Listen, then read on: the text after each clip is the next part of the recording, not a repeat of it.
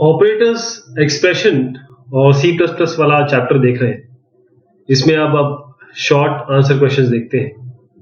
पहला है what are arithmetic operators in C plus plus. Arithmetic operators क्या होते हैं सी प्लस प्लस में।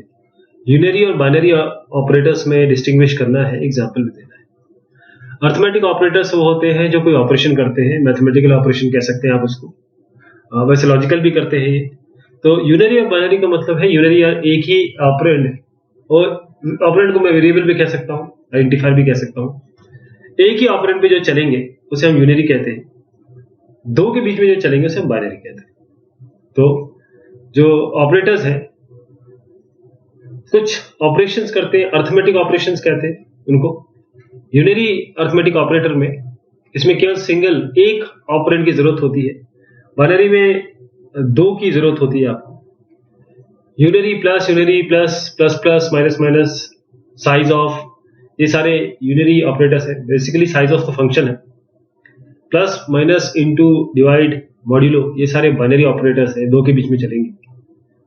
जैसे a इक्वल टू टू लिखा, मतलब समझ में आ गया आपने कि ये प्लस a का मतलब 2, माइनस a का मतलब -2। और इस a में अगर मैं a प्लस प्लस कर दूं इस वाले में तो ये 3 हो जाएगा। 2 प्लस 5 यानी एक ये आपका ऑपरेंड, ये दूसरा ऑपरेंड, ऑपरेंड के बीच में लगाया आपने ऑपरेटर, तो 7 बन गए। What is the function of increment decrement operator. Increment decrement operator का फंक्शन क्या है और कितनी वैरायटीज में ये आता है, and how are these two varieties different from one another. तो एक तो इंक्रीमेंट और डिक्रीमेंट, एक होता है आपका पोस्ट इंक्रीमेंट, एक होता है आपका प्री इंक्रीमेंट। तो ये प्लस प्लस या माइनस माइनस, चाहे डिक्रीमेंट हो इंक्रीमेंट है, ये दो आपके वर्जन में आते हैं, दो फ्लेवर में आते हैं। इसमें एक है पोस्ट फिक्स, जो वेरिएबल या ऑपरेंड के बाद में लगाए जाते हैं। पोस्ट मतलब बाद में, प्री मतलब पहले। तो ए के पहले जो लगाया जाएगा वो आपका प्रीफिक्स होगा। तो इसका मतलब बस ये होता है प्लस प्लस ए या ए प्लस प्लस का मतलब केवल एक ही है, दोनों में ए बढ़ेगा।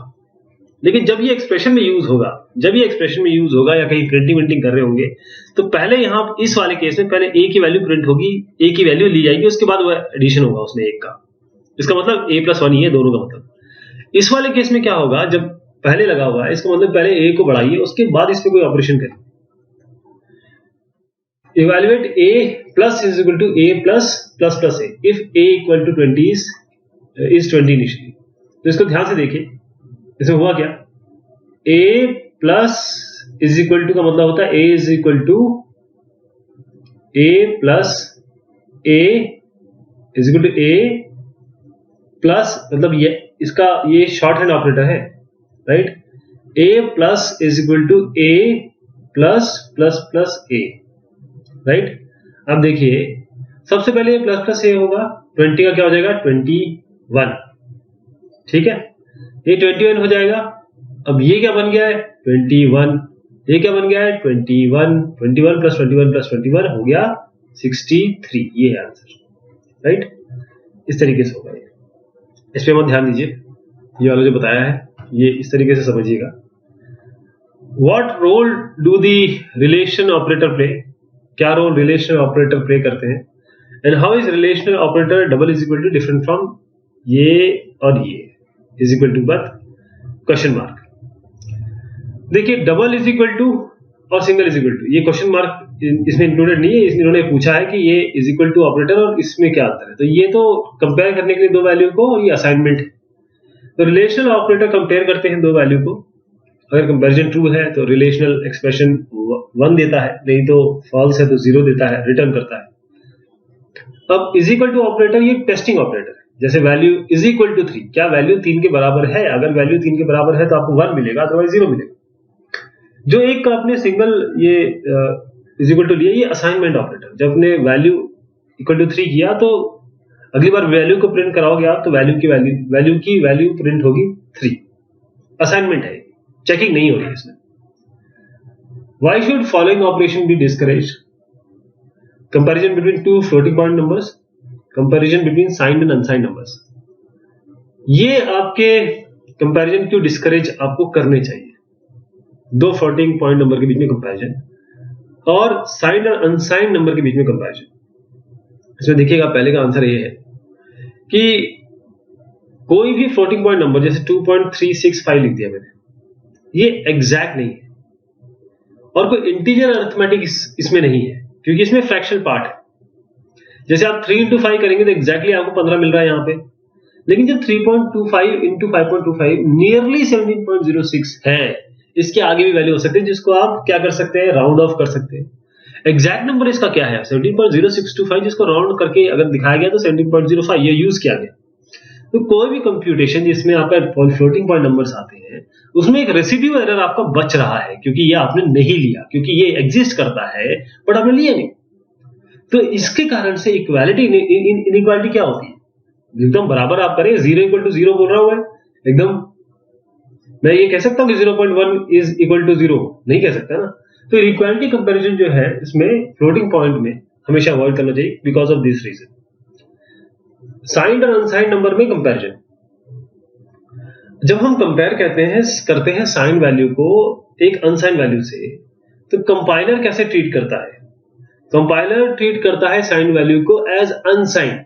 यदि हमने साइंड वैल्यू लिया वो नेगेटिव है, तो उसको वो ट्रीट किया जाता है अनसाइंड इंटीजर की तरह, यानी उसका सेम बिट पैटर्न है जैसे साइंड वैल्यू का है, और जो रिजल्ट है कंपैरिजन का वो आर्बिट्ररी हो जाएगा, वो उस तरीके से नहीं होगा जैसे नॉर्मल होता है। इस कारण से तो इसलिए कंपैरिजन साइंड और अनसाइंड का भी नहीं करना चाहिए, डिस्करेज करना चाहिए। मतलब आपको अगर आप आगे चल के सॉफ्टवेयर प्रोग्रामर बन रहे हैं तो ये दोनों चीज मत करिएगा। How relational operators and logical operators related to one another, किस तरीके से रिलेशनल ऑपरेटर और लॉजिकल ऑपरेटर आपस में रिलेटेड।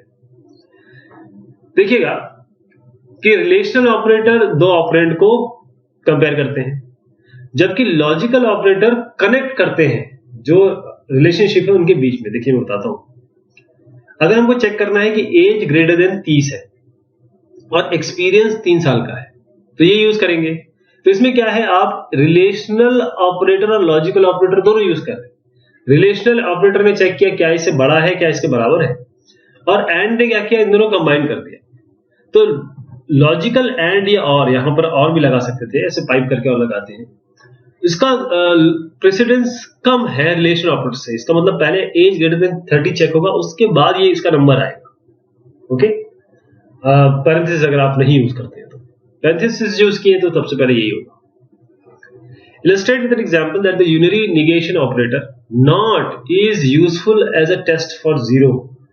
Not 0 करेंगे तो 1 आएगा, not 1 करेंगे तो 0 आएगा। लेकिन ध्यान दीजिएगा, not 2 भी करेंगे, not 56 भी करेंगे तो भी 0 ही आएगा। ये इसमें एक है। यूनरी ऑपरेटर not काफी यूजफुल है 0 को चेक करने के लिए। जैसे अगर आपको चेक करना है इफ कोई भी चेकिंग इज इक्वल टू 0, उसको आप नॉट चेक कर सकते हैं, ये लिखने की जरूरत नहीं, नॉट चेक लगा दीजिए।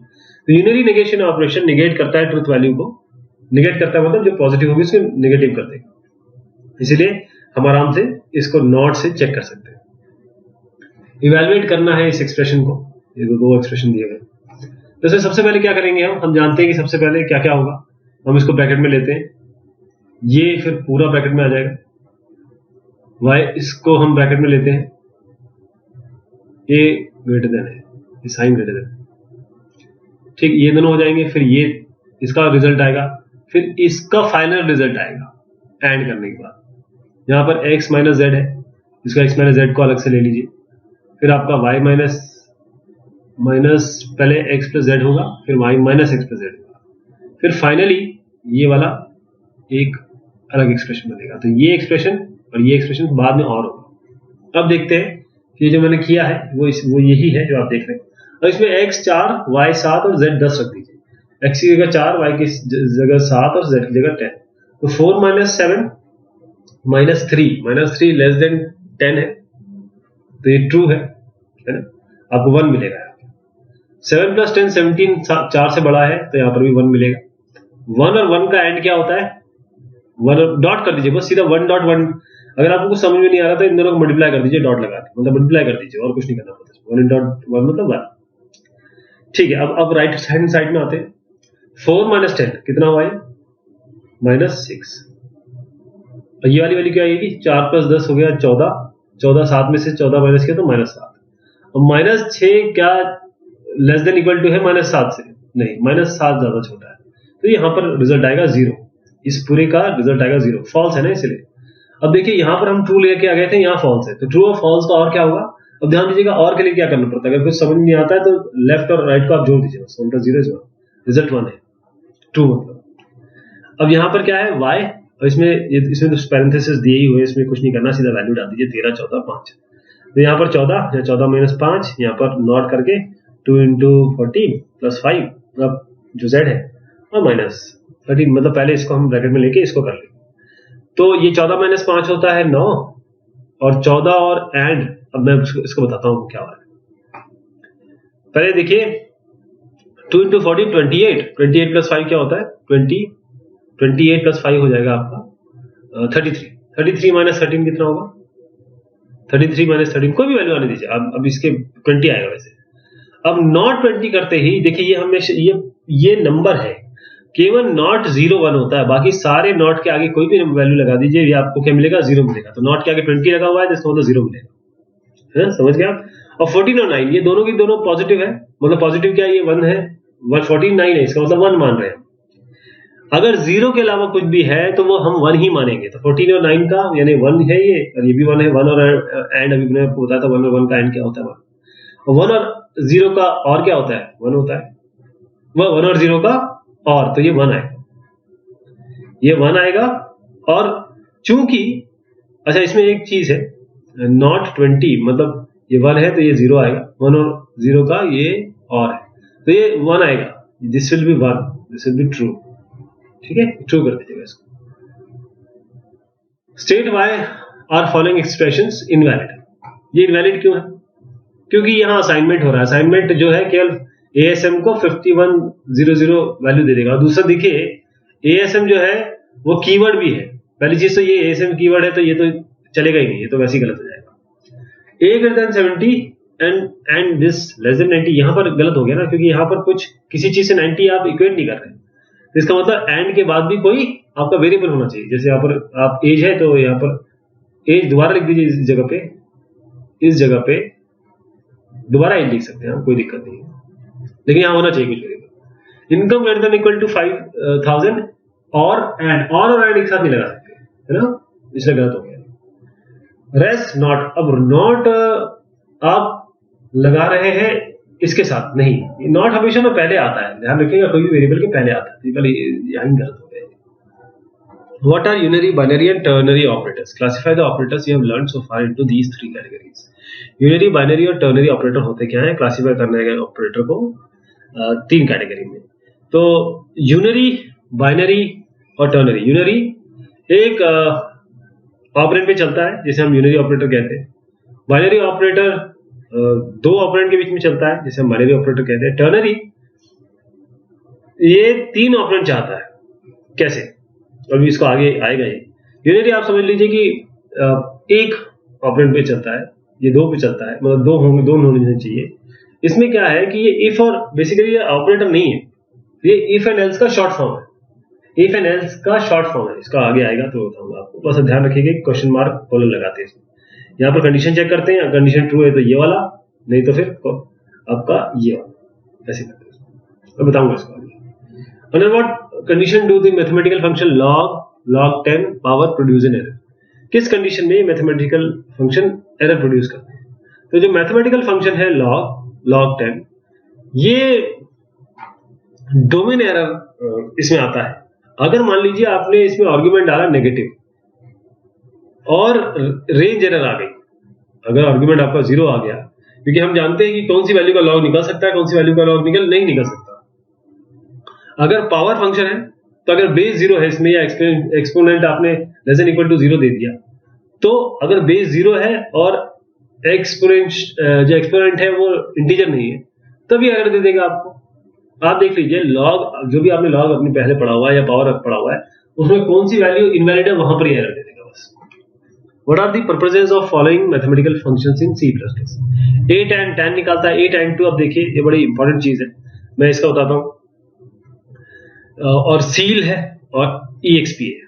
तो जो 8 and 2 है वो तो सीधा आर्क टेंजेंट निकालता है किसी भी आर्गुमेंट का, ठीक, मतलब आपको tan निकाल के दे देगा। a tan 2 जो है वो आर्क टेंजेंट निकालता है b बाय a का, ध्यान दीजिएगा b बाय a, तो यहाँ पर a अगर 0 है तो वो यहाँ पर चेक हो जाता है, इसमें नहीं होता, a tan में नहीं होता, ये एकदम a tan 2 उस जगह यूज करते हैं जहां पर आपको लग रहा है कि देखो साहब b बाय a हम निकाल रहे हैं, इसका tan निकालना चाहते हैं, लेकिन हम ये तो देख लें a इनफाइनाइट तो नहीं हो रहा है ना, कोई इनफाइनाइट रिजल्ट तो नहीं आ रहा है इसका, तो ये रिटर्न करता है आर्क टेंजेंट b बाय का, ये सीधा आर्गुमेंट को लेता है, उसको डिवाइड कर देता है और डिवाइड में एरर आ गया तो फिर इसमें प्रॉब्लम हो जाती है, लेकिन कोई दिक्कत नहीं है अगर आप श्योर हैं कि यहाँ ऐसी वैल्यू नहीं आनी है जिसका tan नहीं निकल सकता, वो उसके लिए a tan यूज करिए। a tan 2 वाले वो लोग होते हैं जो ये जानते हैं कि हमारा कुछ ऐसी वैल्यू आ सकती है, तो वो पहले b बाय a निकालते हैं, उसके बाद आगे बढ़ते हैं। देखिए आपका ये घर है, उसकी ये क्या है, छत, और ये है आपका फ्लोर, तो इसे ये फ्लोर फंक्शन यहाँ यूज होता है, ये सीलिंग फंक्शन यूज होता है। तो सील फंक्शन क्या करता है, अगर किसी भी नंबर को सील में डालेंगे तो वो स्मॉलेस्ट इंटीजर रिप्रेजेंट करता है, जो उससे कम, ठीक, और फ्लोर क्या करता है, जो उससे बड़ा है, smallest integer represented as a double not less than है। तो ये जैसे मैं बताता हूं आपको 2.3, इसका सील हो जाएगा 3 और इसका फ्लोर हो जाएगा 2, बस ये समझ लीजिए आप, है ना। मैंने जो बोला अगर वो समझ में नहीं आया तो इस चीज को समझिएगा कि मैं 4.5 ले रहा हूं, इसका अगर आप सील लेंगे, छत लेंगे तो 5 आएगा, इसका फ्लोर लेंगे तो 4 आएगा, इंटीग्रल फॉर्म में। एक्सपोनेंट क्या करता है, ये तो ई के पावर का आपको नेचुरल लॉगरिथम ला के देता है, जो भी पावर आप लगाएंगे, E to the power something. Fabs, floor और F mod. Fab function absolute value निकालता है, जैसे अगर 1 डालेंगे -1 डालेंगे दोनों ही 1 आ जाएगा। फ्लोर क्या बताता है, जैसे आपको मैंने अभी बताया था 1.03 का फ्लोर क्या है, 1.03 का फ्लोर है 1 और इसका वो क्या है, डबल, देखिए डबल आंसर है, तो इसका सीलिंग क्या है 2, ये क्योंकि डेसिमल वैल्यू 2 और 1 के बीच में लाई करती है, 2 इसका सीलिंग रहेगा, 1 इसका फ्लोर रहेगा। और एफ मॉड क्या है, रिमाइंडर, जो डिवीजन है ना, मॉड्यूलस है बेसिकली, ये मॉड्यूलस जो हम यूज कर रहे थे ऑपरेटर वो है। अगर आप 10 को 4 से डिवाइड करेंगे तो 4 10 पॉइंट, अभी पॉइंट डेसिमल नहीं ले रहा हूँ, 4 2 8 होता है, 2 आता है ना, तो 2 यहाँ पर आ जाएगा 2.0। What is meant by type conversion, how is implicit conversion different from explicit conversion.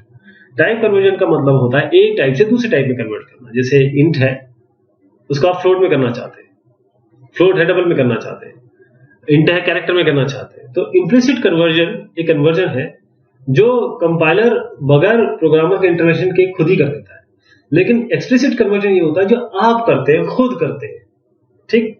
आप जब खुद करते हैं, ऐसे जैसे मुझे एक्स है, इसको खुद करना है, तो मैं इसको ये इंटीजर है, इसको मुझे फ्लोट बनाना है, तो मैं फ्लोट लिखूंगा ब्रैकेट में और ये अपने आप बन जाएगा, टाइप कास्ट कहते हैं इसको।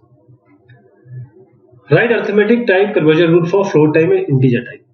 अगर ध्यान दीजिएगा इसमें क्या होगा, अगर कोई भी ऑपरेंड फ्लोट है तो कन्वर्ट हो जाएगा फ्लोट में, क्योंकि इसमें समझाने की आवश्यकता बिल्कुल भी नहीं है, जो सबसे बड़ा आपका डेटा टाइप होगा वही ले लेगा, सारे के सारे सबसे बड़े डेटा टाइप में कन्वर्ट होंगे। फिर वो इसलिए होते हैं क्योंकि मेमोरी में जो जगह होती है ना, देखिए डबल ले रहा है आपकी 8 बाइट, इंटीजर ले रहा है 2 बाइट, तो फिर कैसे इनको कंबाइन करके रिजल्ट कहां रखेंगे। तो इसमें क्या होता है, इसको भी पहले इतना बड़ा करते हैं, अब तो आप रिजल्ट रख सकते हैं ना, इसीलिए करते हैं, कारण यही है।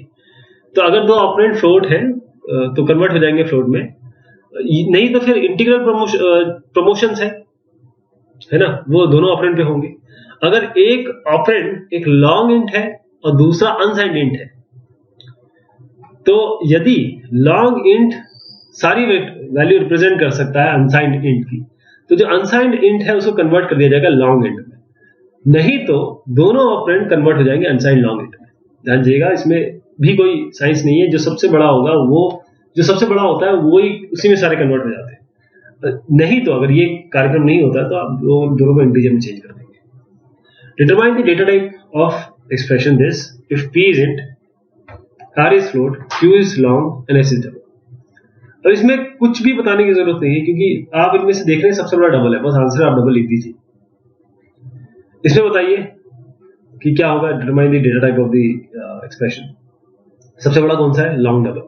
थोड़ा देखना भी पड़ेगा, ऐसे नहीं उठा के लिख दीजिएगा, थोड़ा देखना भी पड़ेगा कि एक्सप्रेशन कैसा है। अब क्योंकि इस एक्सप्रेशन में ये सारे एक्सप्रेशन एक साथ काम करेंगे, यानी कि 2x + 3y / 5w + 6z - 8p/q, तो इनमें से समझ में आ रहा है कि कोई भी एक सबसे बड़ा होगा वो कहीं ना कहीं आ रहा है, तो लॉग डबल में चेंज हो जाएगा। Evaluate the following C++ expression where a b c are integer and d f are floating point number. The value of a b = 3, d = 15।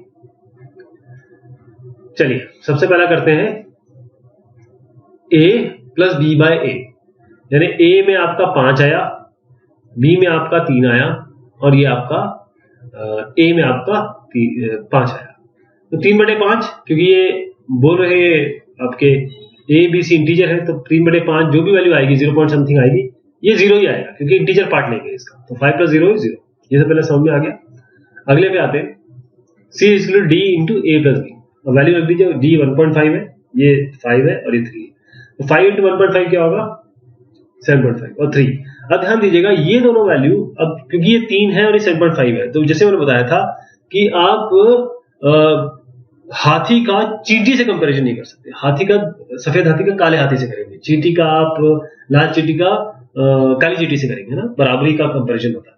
तो यहाँ पर जो 7.5 से कंपैरिजन 3 से हो नहीं सकता, इसका एडिशन 3 से नहीं हो सकता। सबसे पहले 3.0 बनेगा तब एडिशन होगा, ये तो 10.5 आएगा इसका। और लेकिन क्योंकि c क्या है, इंटीजर है, और हमने इसको c को दिया, तो जो फ्रैक्शनल पार्ट है ये हटा देगा, तो 10 ही आएगा इसमें। अगला है a++ × d + 5।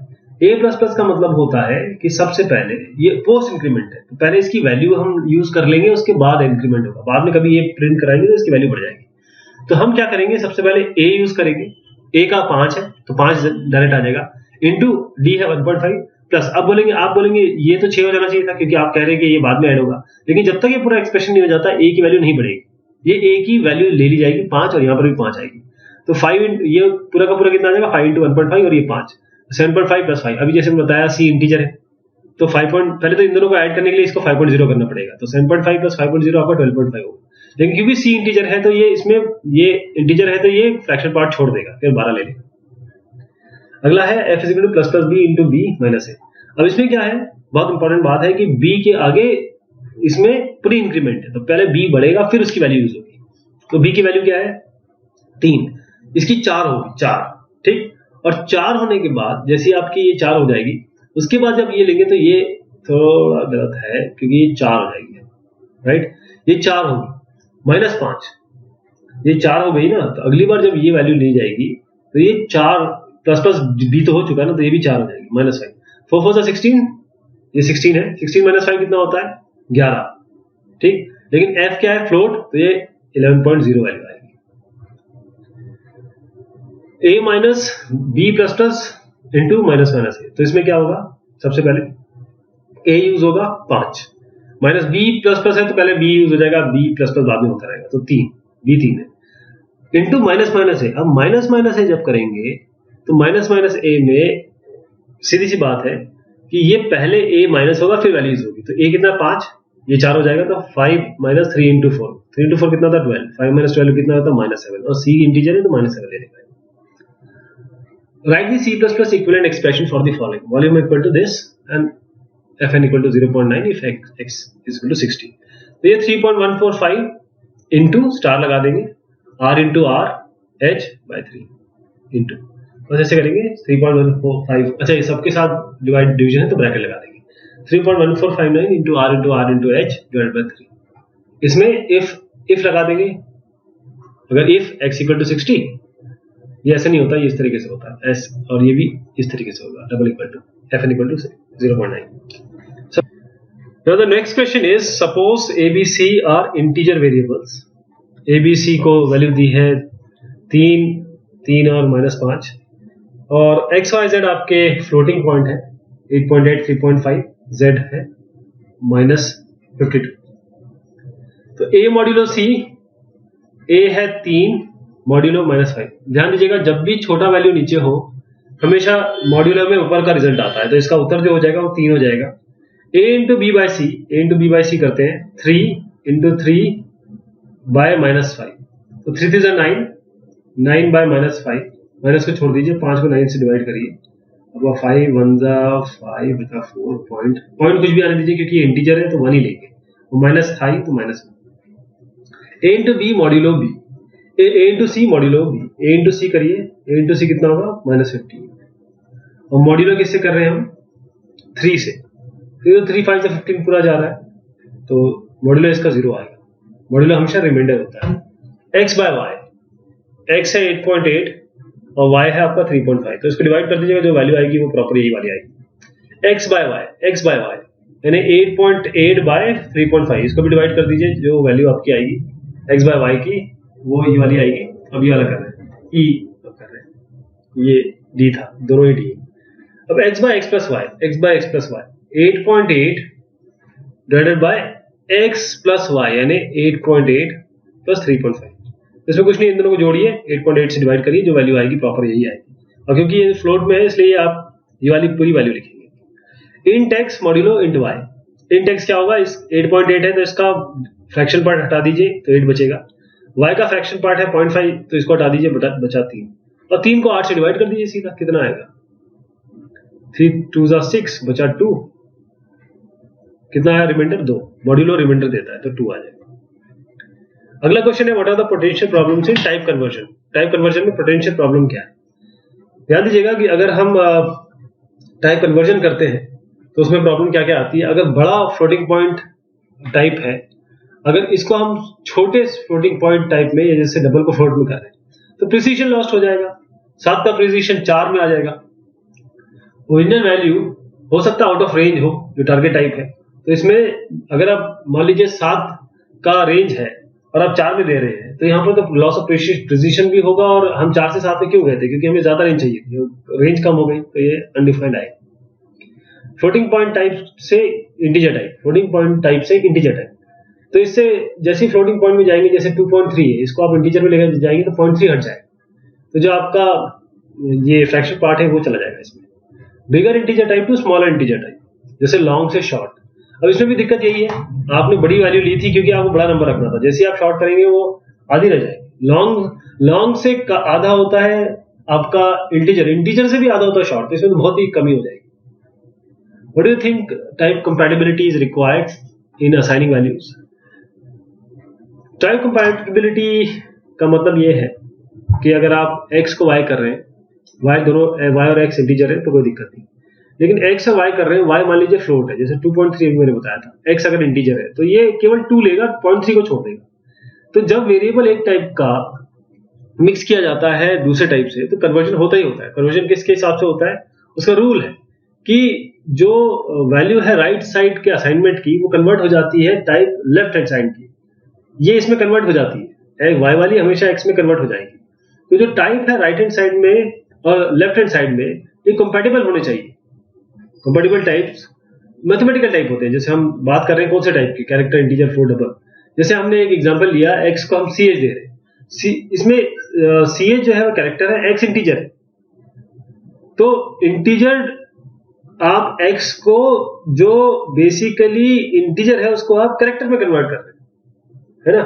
तो ये टाइम कंपैटिबिलिटी नहीं होगी तो दिक्कत आ सकती है। टाइम कंपैटिबिलिटी है तो जैसे इंटीजर और कैरेक्टर में दिक्कत नहीं है। इंटीजर और कैरेक्टर क्या होते हैं, अगर आप x कर रहे हैं, ch कर रहे हैं, तो ch जो लेता है केवल सिंगल कोड में कोई एक जैसे डॉलर कर लीजिए आप, ये लेगा। अब यहाँ पर ch अगर 25 लिख देंगे तो ch कैसे लेगा, कैरेक्टर है ना ये, तो इसलिए दिक्कत आती है।